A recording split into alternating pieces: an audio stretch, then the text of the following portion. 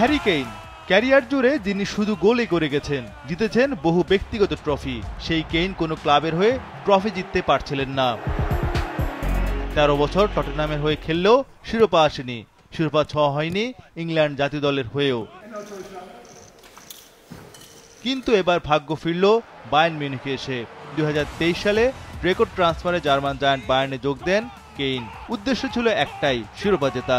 প্রথম মৌসুমে 36 গোল করে বুন্দেসলিগায় তিনি হন সর্বাধিক গোলদাতা, কিন্তু শিরোপা জেতা হয়নি বায়ার্নের। অবশেষে দ্বিতীয় মৌসুমে এসে স্বপ্নপূরণ কেইনের। এবারও বুন্দেসলিগায় 24 গোল করে সর্বাধিক গোলদাতার তালিকায় সবার উপরে তিনি। টটেনহামে 2009 সাল থেকে 2023 সাল পর্যন্ত কাটালেও বারবার কেইনকে ফিরে আসতে হয়েছে খালি হাতে।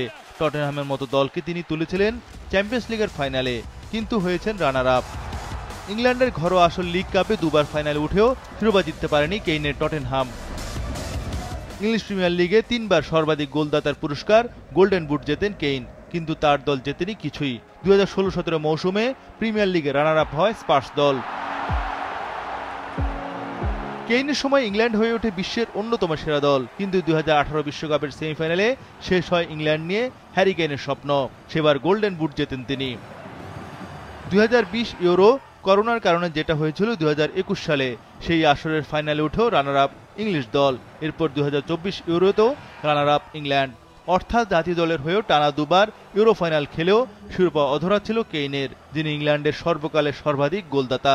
তার আন্তর্জাতিক গোল 71টি। অবশেষে বহুল আলোচিত কেইন ট্রফি কার্ডস অর্থাৎ ট্রফি অভিশাপ কাটালেন কেইন।